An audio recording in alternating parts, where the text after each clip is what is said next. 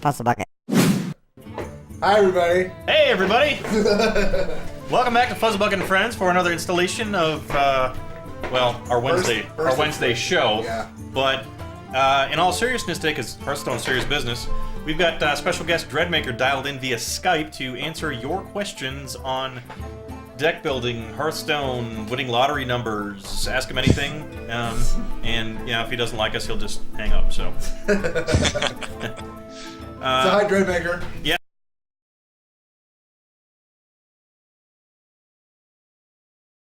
I can do an audio check. Actually, Puzzle will be our audio check. Okay. Puzzle let us know. Yeah, Putz, one of our moderators, is going to be helping us out. Let us know if there's anything wrong. And I believe Tricky's going to be doing some moderating. So if you have questions to ask, I'll go grab the questions. Yeah. he's gonna put that in chat. Basically, you put kind of standard Twitch format. Put question in brackets, and then put your question in. He'll pull them out, and then we'll ask them straight up. As far as getting started here, you want to do a little intro, Dreadmaker, or Yeah, sure. Yeah. Yeah. So, hi. I'm Dreadmaker. I do a lot of deck building with Hearthstone stuff. I've been playing since the closed beta, although mostly since open, and I got up to rank 2 this season with a combination of my Nightblade Rogue and my Ramp Druid decks. But otherwise, that's basically me. I've been testing out a lot of decks lately on the ladder, and trying to size up what to do for next season. Got a couple of things on the back burner there. How much time's left in this season? Do we know? The season ends today, actually. Oh, really? Yes. Yep. Midnight tonight, the season I would have ends. been playing Hearthstone all week if you told me that. Actually, there's a big rush right now to try to climb the ladder. There is. It's like cramming at the last few days. I just kind of give up on it. I was like, not worth it. Yep. Today, Right, particularly, so- I actually just stayed right off the ladder. Yeah. All right. Do we have any questions right off the bat that anyone wants to ask Dreadmaker? If not, I've got a few here we can get started with. I think we should talk about card night. I think that is such a good thing to know. That's actually one of the first questions I have here. Yeah. Is card value. What is card value, and how do you determine card value? Yeah. Sure. Show them what we're talking about. So, yeah, if you want to walk me through, I can kind of show a little bit too. yeah, sure. So, card value is one of the most complicated things you can do in Hearthstone. It's really, really complex stuff. But by the same token, it's also pretty basic if you break it down into its fundamentals. And so the biggest thing that I like to tell people when they're starting out is to look at the vanilla test, essentially. And the vanilla test is this thing where you look at the mana cost of a card, and then you look at what stats are on that card, and you determine whether or not it is valuable. And so the formula essentially is, if it has double the amount of stats on it that it has mana cost, it's of good value. So if you have a 3/3 for 3, that's perfect. That passes the vanilla test bang on. If you have a 2/3 for 3, I'm thinking the Tauren Warrior, for instance, that's bad value because it doesn't have, as vanilla, like without any card text at all, it doesn't have enough stats to justify itself. But by the same token, it could have effects on it that sort of mitigate that. So that's sort of basic card value. I don't think I've ever seen the Tauren Warrior. Yeah. Oh, yeah.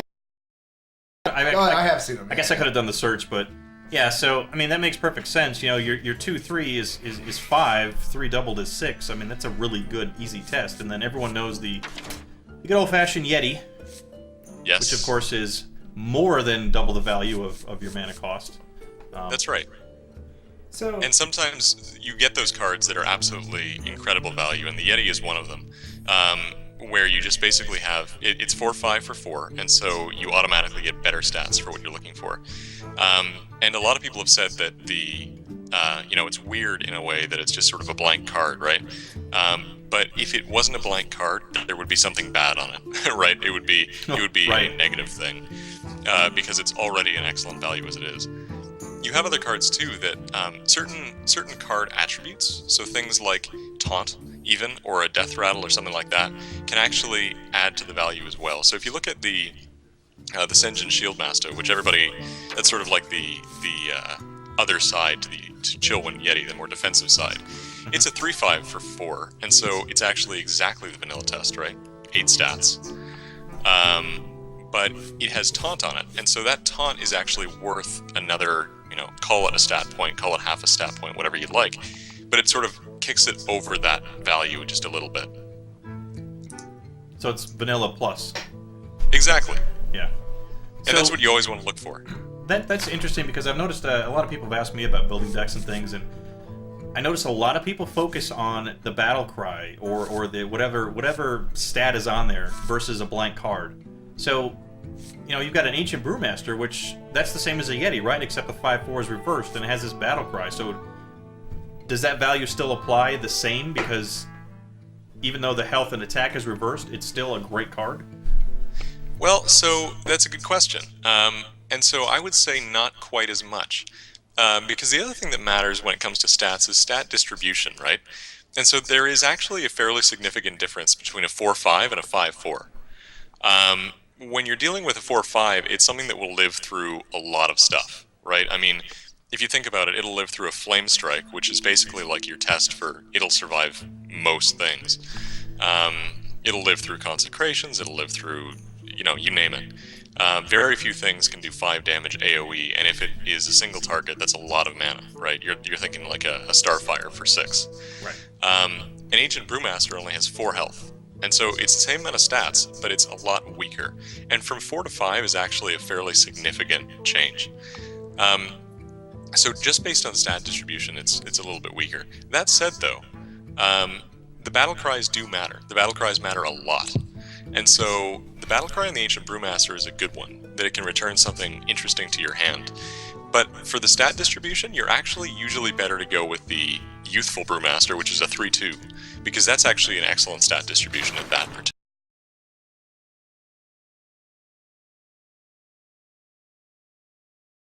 Stat distribution is proportionally weaker than its younger cousin, and especially when compared to the Yeti, it's not as good. Right. That does make a lot of sense. And I had a point, and I just completely blanked it out. Donaran, what do you have? I was going to ask about the stat distribution, whether it's better to have more power or more toughness. But as he mentioned, it's the whole trading up. Actually, that kind of reminds me of what I was saying. Is so really when you're looking at the value just past this, straight up vanilla test. You also have to be reminded of what most cards do as far as attack power. Most cards don't seem to attack more than, an Arcane Golem does 4 attack, but most do 3 or less. There's some trade-offs with 4, but not many do 5 attack unless you're talking really late game, really big cards, or things like your Starfall, or is it Starfall or Starfire, or your Holy Fire. That 5 health is really something that you have to keep in mind. Why is this of value? Well, actually, more if you so? go back 2 pages, you had a really primo card to talk about, which is the Magma Rager. Oh, the Magma Rager, which is a 5/1 for 3. Right. So it passes the vanilla test, but since it can only trade up, actually it can only do, it's a 1-for-1. So I guess its value would be heavily decreased for that. But with no charge. Yeah, with no charge. Yeah. That one health makes it so weak. Exactly, and the thing is, with a Magma Rager, your likelihood of it living even to 1 turn, right, to trade at all, is very, very low. We had a question, how many cards, Water Guy, how many cards and minions are considered control cards? I guess anything... or okay, what is control, maybe? Okay, yeah, I'm not sure what you mean by that. Cards or minions, are you talking about sort of in a control deck? How many would you like? Or that sort of thing?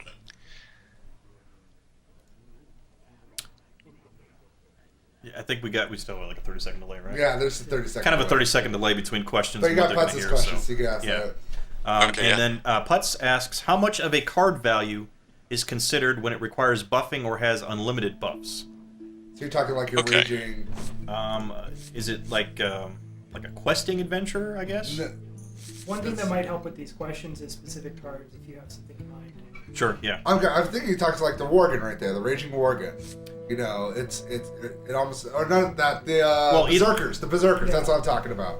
Berserkers always require, they always have self buffs and stuff like that. So, do you take those stats into account when you're picking them? Right. You have to worry about sort of, when it comes to those things, you have to think about activation cost and activation requirements.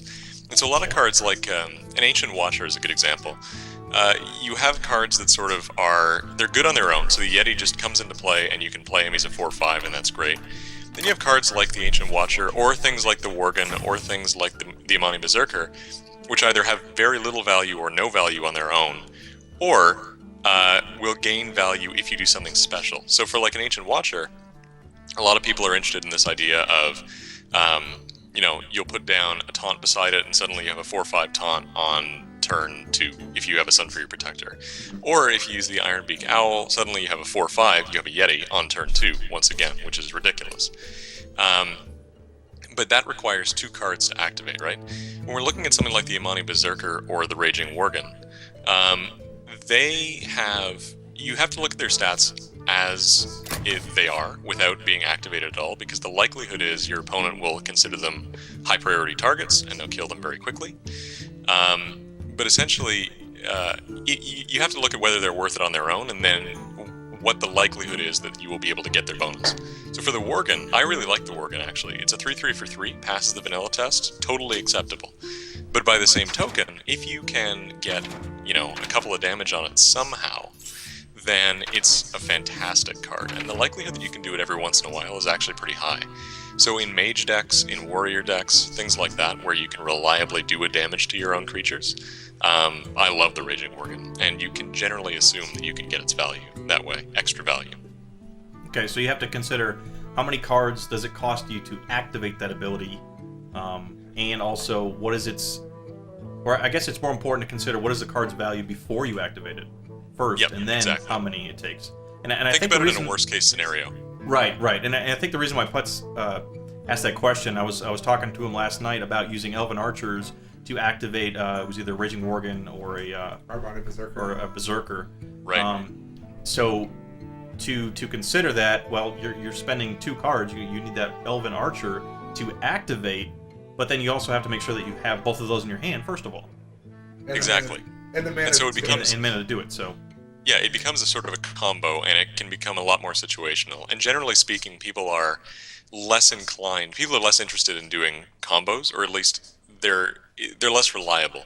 So people who make really hardcore sort of professional legendary decks, all the people who just played at DreamHack Bucharest, that sort of thing, they'll have a couple of combos in there, but they won't necessarily make their deck all about combos, because as soon as you do that, you start to do very badly, because you never get your combos. Okay. The cards are pretty much good on their own, and then if they happen to hit the combo, then it's just Then it's even. synergy. Yeah. Right. Okay. Well, that's one thing I noticed, and I just realized this when you were sitting on the screen cutting. In like beta, the first beta league and stuff like that, or a tournament, whatever you called it, I saw raid leaders all the time. I never see raid leaders anymore at all. You hardly ever see them. Is that people just learning what value is on a card, do you think? Yeah, I think it is.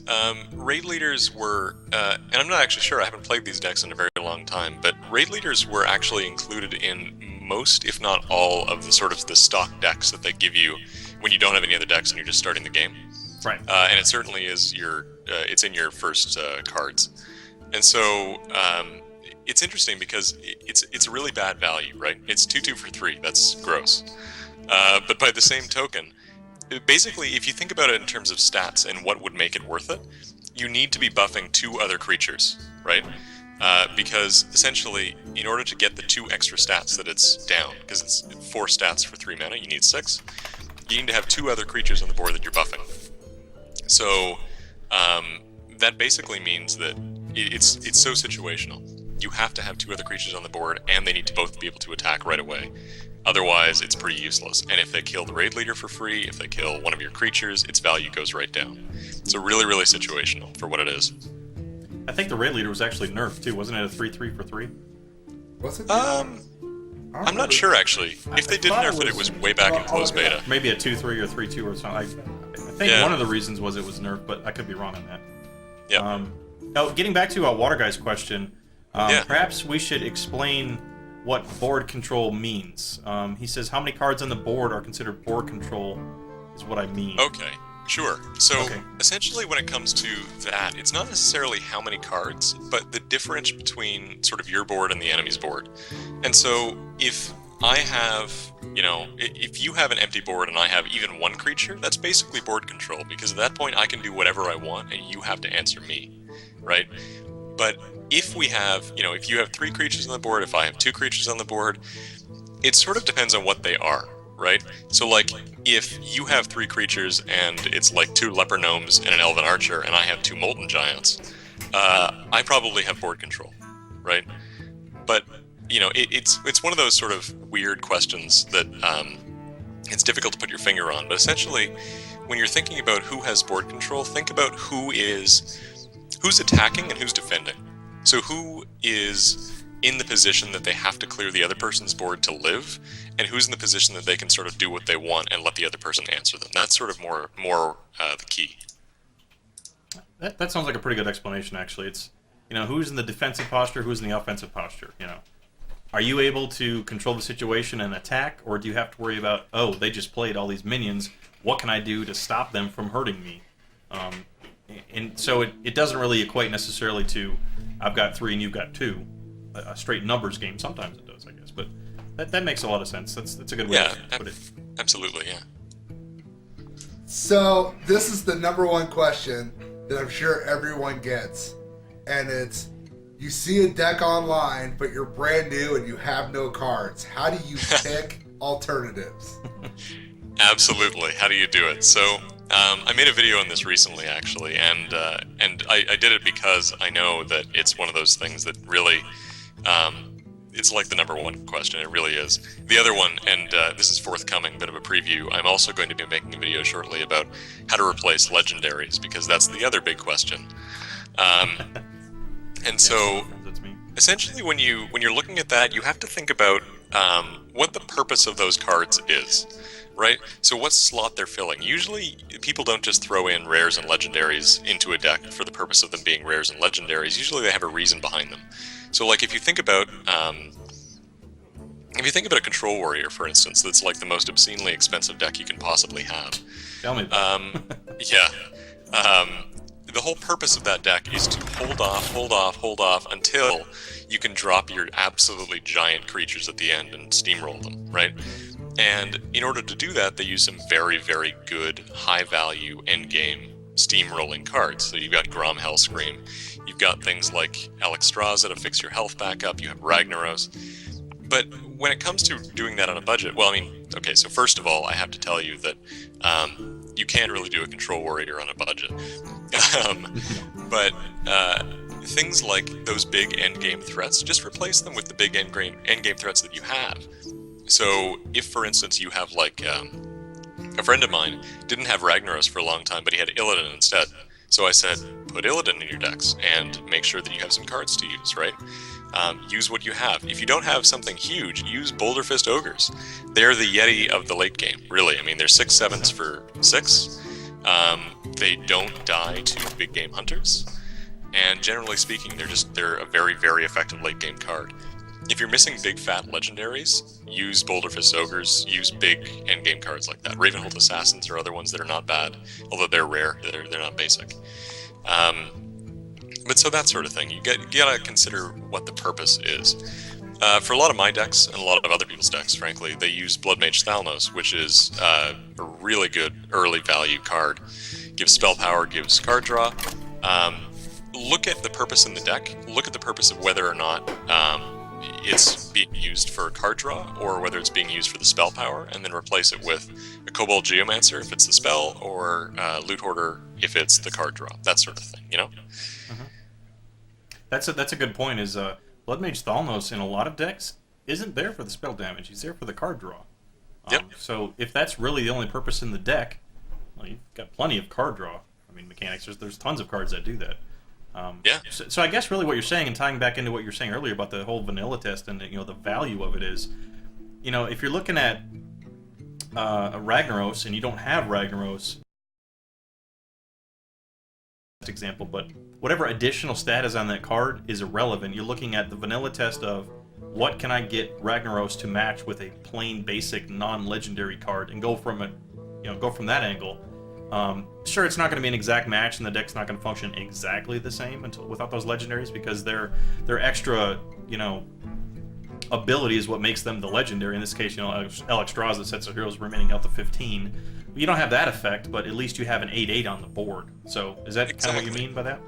Yeah, absolutely. And I think of Druid decks. A lot of questions I got from my Ramp Druid were things like, I use Ragnaros and Ysera, and it's like, what do you do in place of those giant cards? And I said, use Ironbark Protectors, right? 8/8 taunts for 8. Sure.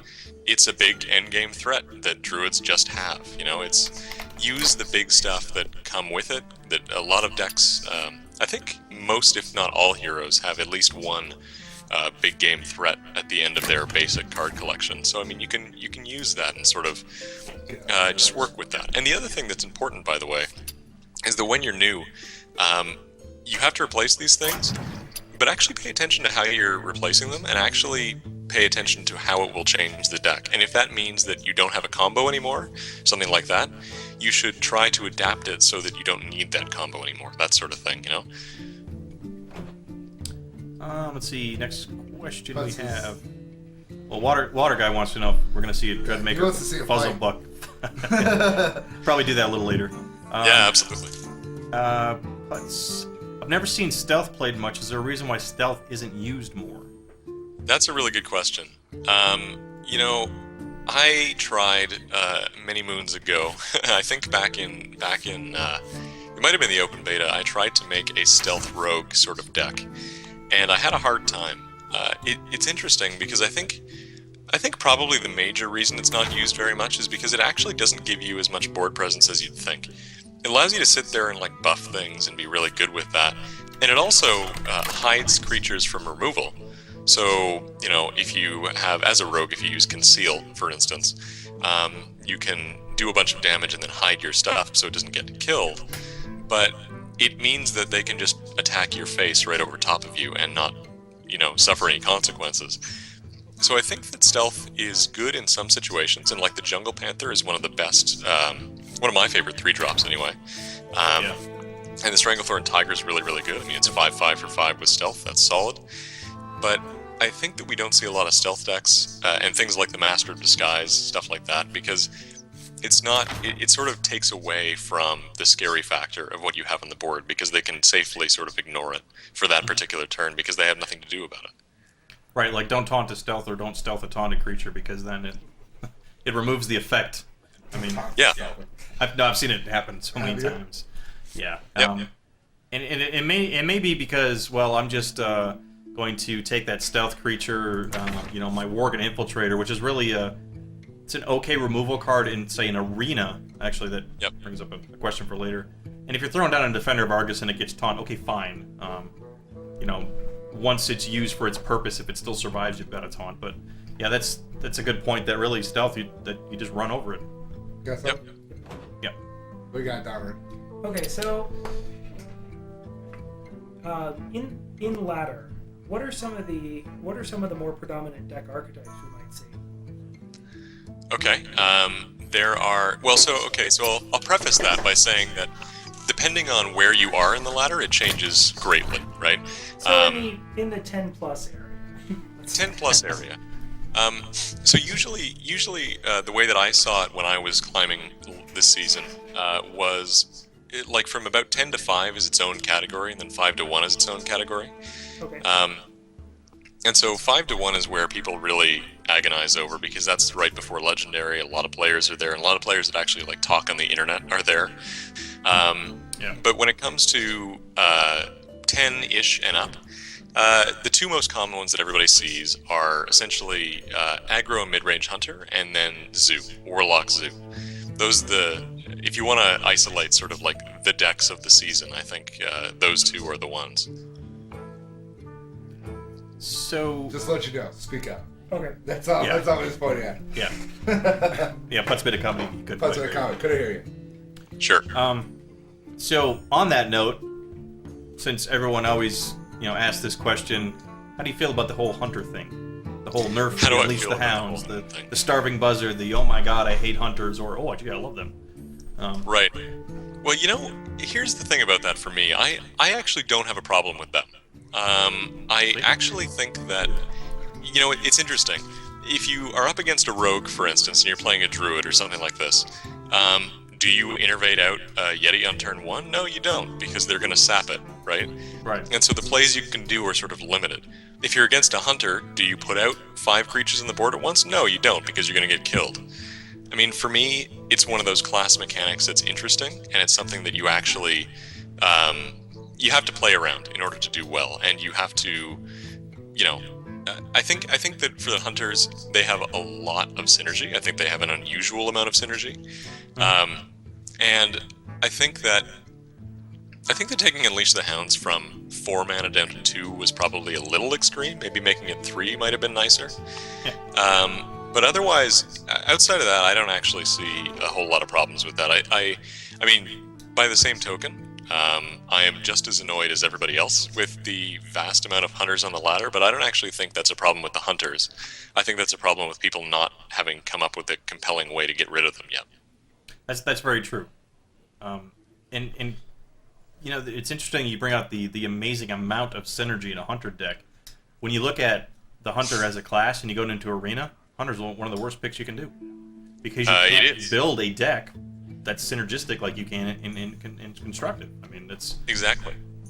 Hunter synergy is basically the thing that makes it so good, and if you can't, for some reason, get a lot of beasts, a lot of draw with the starving buzzards, that whole combo, if that isn't there, then hunters are a very weak class. So it's one that's very built on combos, and if you don't have them, then that's all you have. Well, I'm a big fan of the Kalenta deck. Love the Kalenta deck. I play the crap out of it. And one thing I find with it is, no matter, with the exception of like aggro warlocks and maybe even aggro hunters, I seem to have an answer for a lot of things, especially other control decks. They'll drop down something, I'll have a deadly shot. I've got a hunter's mark. I've got something that I can capitalize on almost any situation. Absolutely, And which is basically why everybody hates the deck. well, right. I mean, every time you play something, if they've got an answer for it, you're like, well, I'm done. Exactly. I get it, yeah. Water Guy brings up an interesting question, which is one we kind of talked about before the stream, and one of my own questions is, now, I can't promise there's an answer for this, Water Guy, because it hasn't happened yet, but what things do you think will come in the Curse of Naxxramas update, and what do you think will become the new meta? Right. So, exactly. That's a very difficult question to answer in any serious capacity, because we don't know very much. I think at this point we have 7 cards that we know about. Yeah, they released one yesterday, Yesterday, yep. Number 7. Yep. And so, I think that what's going to happen primarily is that the one thing that we can be certain about is that there will be a meta shift, and it will be glorious, because it's getting a bit stale at the moment. True, yeah. But as for the actual, what things I think will come in it, I mean, I think that Death Rattle is going to be the major thing. It's going to be the major mechanic, and I actually think that the word to the wise, unfortunately, is going to be that if you want to ladder quickly once Nax comes out, you should build a deck that is heavy on silences and does well against Death Rattle, because people are going to be playing Death Rattle decks because it's neat and new. You heard it here first, folks. Remember that, because I actually, totally agree with that. on Trump's stream today, someone was wondering if you think they're going to come out with a card that does like an unsilence. Oh, that's interesting. Oh, I don't think they would. That would really, really change things. Yeah, it would. I think that would be probably too complicated and too powerful in the current state of things. But I think that as for the effects of the new Nax update, I actually think, based on the cards that they've given so far, for the classes in particular, the Druid card and the Paladin card, I think it looks like they're trying to come up with answers to some of the deficits that certain classes have. So, like, Druids right now have a really hard time with removal. They have a lot of great cards like Starfall and Swipe and Wrath, but not one of those is a he's got a rag on the board, deal with it, right? Yeah. They have Naturalize, which is universally considered to be the worst removal spell in the game. Yeah, pretty much. I forget who it was that said it. I think it might have been Crip at one point, but he said essentially, destroy an enemy minion and the opponent wins the game is what it should actually read.